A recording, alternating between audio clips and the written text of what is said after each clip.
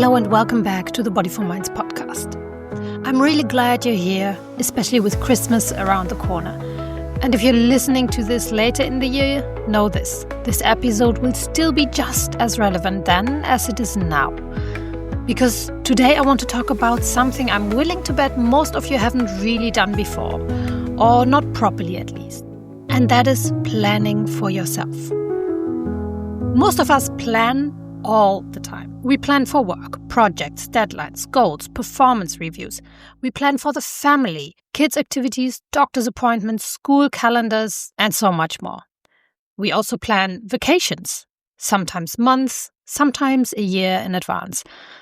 But when it comes to you, your energy, your needs, your growth, your joy, planning often gets reduced to New Year's resolutions, and many of us have given those up because they don't tend to stick. Either they're too ambitious, too vague, or they get swallowed whole by everyday life. And so another year passes where you are mostly reacting to needs, to expectations, to logistics, instead of intentionally shaping how you want to live and feel. So this year, or next year, 2026. Instead of resolutions that don't stick, I want to invite you to do something different. I want to invite you to plan for yourself. And before your nervous system tenses up, let me be very clear. This is not about adding another to-do list. This is not about optimizing yourself. And this is also not about rigid 5-year plans or manifesting your way into a different life. At Bodyful Minds, you know this already. It's more you, not more to do. And this kind of planning is only as elaborate as you want it or need it to be. And its purpose is not productivity. It's presence, agency, and self-connection. Here's why this matters so much. In the day-to-day reality of motherhood, work, and mental load, there is very little space to step back. Little space to reflect, little space to check in with yourself, and even less space to act on what you notice.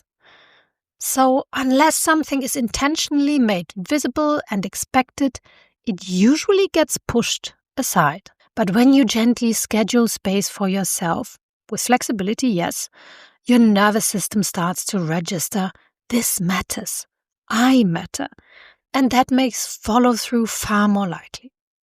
So here's what I want you to do. If you can, take a pen and paper. I prefer that because the physical act of writing engages your body differently than typing. But if you're driving or walking, just listen now and come back to this later. Take a couple of slow breaths. Inhale through your nose and slowly exhale. Again, inhale through your nose and slowly exhale. Now gently close your eyes and imagine yourself in 2026. Not the logistics yet, just the feeling.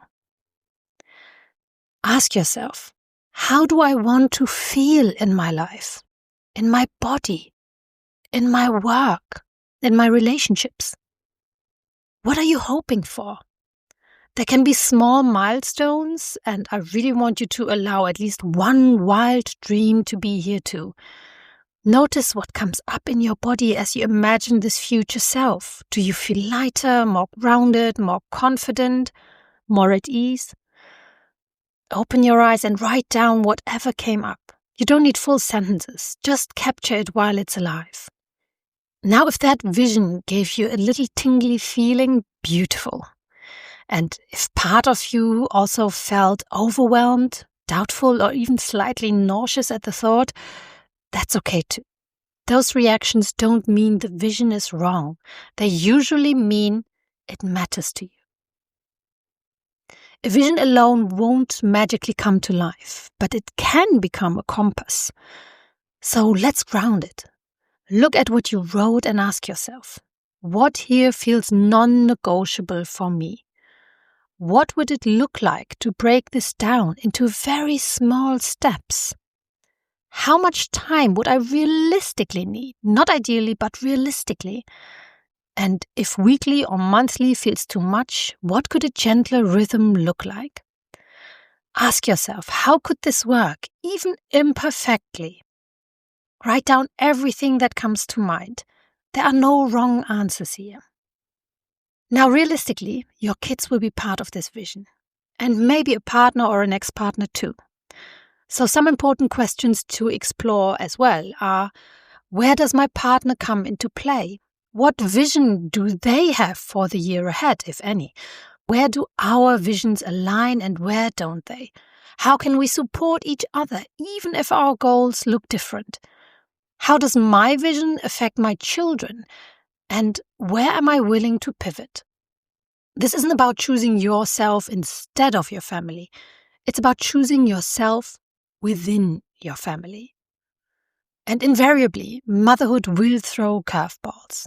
That's a given. So when something unexpected happens, the question isn't, how did this derail my plan?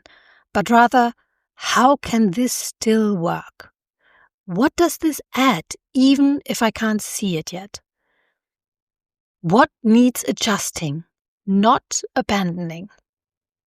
So this is not a rigid roadmap. It's a living, breathing orientation toward yourself. And I want to be very clear about this. This is not about wishful thinking. This is not about pretending hard things won't happen. It's about intentionally connecting with how you want to be, how you want to feel, and how you want to show up in your own life. From there, you sketch a direction, not a demand. You might even choose to keep this in a journal and revisit it over the year, not to judge yourself, but to notice how life unfolds, because even if 2026 looks completely different than what you imagined, you'll be able to see the meaning in the twists and turns. And often they give us something we didn't know we needed. I want this episode to leave you with hope, with a sense of possibility, not because everything will be easy, but because you are allowed to take up space in your own life. You are allowed to dream again. You are allowed to plan for yourself. And you don't have to do it perfectly for it to matter. Thank you for being here. And until next time, more you, less noise.